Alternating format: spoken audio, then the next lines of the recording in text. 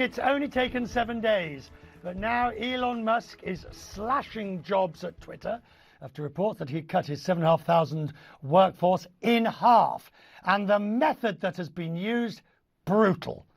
The doors were locked at the company's offices, access to internal systems were cut, and staff members were informed via email. If you got an email to your work email, you kept your job. And if you got an email to your personal email, you were out of a job. The mass layoffs have already been hit with a class action. A small group of workers are alleging the company's violated labour laws by not giving notice in the correct way. As he shakes up Twitter.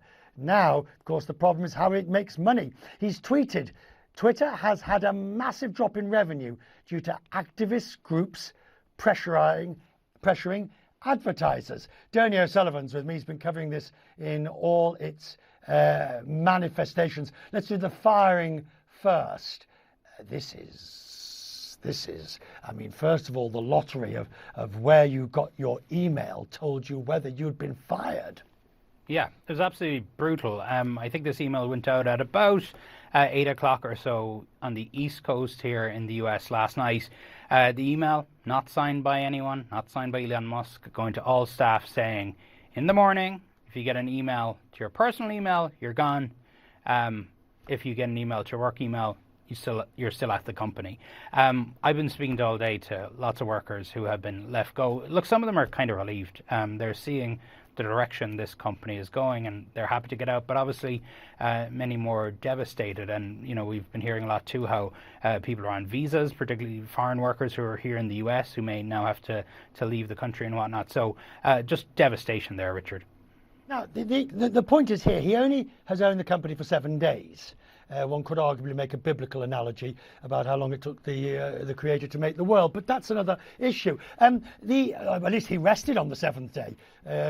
On his 7 days, he seems to have fired everybody. But the point here is, how could he know who to keep, who to let go? Which was the good, which is the bad? Within any team, who was the dross and who was the good?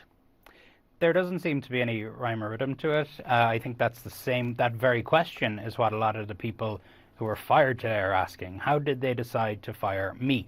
We do know that they just totally eliminated some teams. So there was one team called the curation team, and they had a pretty important role.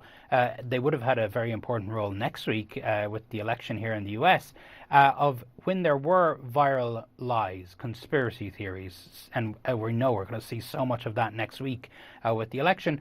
They would curate tweets and basically put the information into context, and that would be boosted out then to the Twitter audience to try and push back on some of the misinformation. That team is completely gone. Tony, thank you. As Twitter employees are learning their fate himself, Elon Musk was speaking at an investment conference in New York, confirming the extent of the job cuts. So today we fired half of Twitter, and that should save us, what, $4 billion a year? No, it's not going to save $4 billion a year. I wish, but I mean, to be frank, Twitter was having pretty serious revenue challenges and cost challenges before the acquisition talks started, and any company that is dependent on advertising has had a hard time. Frances Frey is she's hired to fix Uber's broken culture in 2017. Now with me from Cambridge, Massachusetts. We'll get to the Uber and what you wrote in your fascinating article in the Harvard Business Review, but give me your gut feeling today when you heard how he'd done it and what he'd done. Well, I was, I guess, not surprised, but disappointed. When you do layoffs, you can either do it in a trust-building way or a trust-destroying way, and this was almost a Saturday Night Live skit of how to do it in a trust-destroying way. And there, with all the humans involved, it's just so disappointing because it was so unnecessary to do it in this way. Allowing for the trust, which is crucial, it's also arguably the least efficient and effective way, because you don't know what you could have thrown the baby out with the bathwater. Yeah, and I mean, not only does he not know, but let's say that there was some economic reason to do it.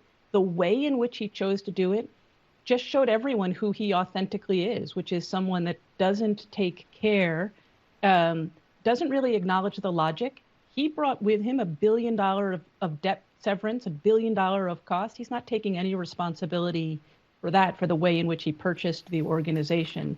So he's showing himself to not have empathy. He might be showing his real self, but that's going to make us all now very, very suspicious of him. And he needn't have done that. And what about those who funded this transaction, besides his own wealth? All the venture capitalists, the pension funds, or the institutions that all lent, the banks that lent him money to buy this. How must they be feeling today? Well, I hope they're feeling the humanity and the cost of what's going on. I hope they're not simply looking at the return. Sometimes the people in the background of the financing aren't held responsible for what happens, and it's just the people up front. But this, again, is just a really unfortunate way to do it. And it happens if you look at the layoffs that were announced today here and with Stripe. Stripe did it beautifully. So I think he's also going to suffer from the fact that he did it on the same 24-hour period of someone who did it in a trust-building way. You advised Uber at the Kalanick, and I'm just reading from your article. It's well worth looking up in the Harvard Business Review. The first steps to becoming a genuinely empowered leader. Trust. You said again, core drivers of trust, the trust triangle, trust.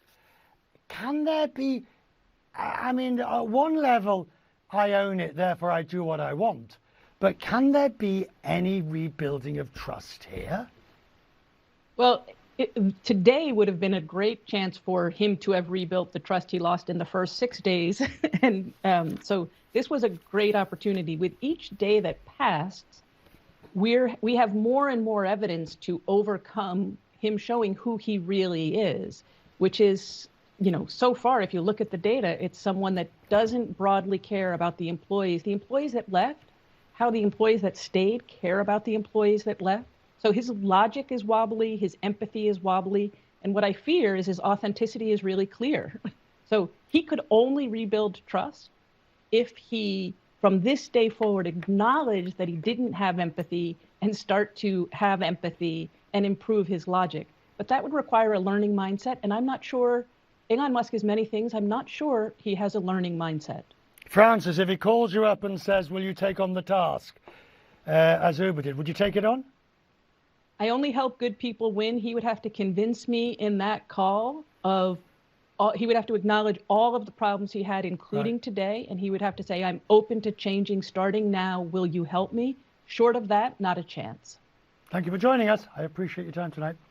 An early profitable moment for you in the program tonight.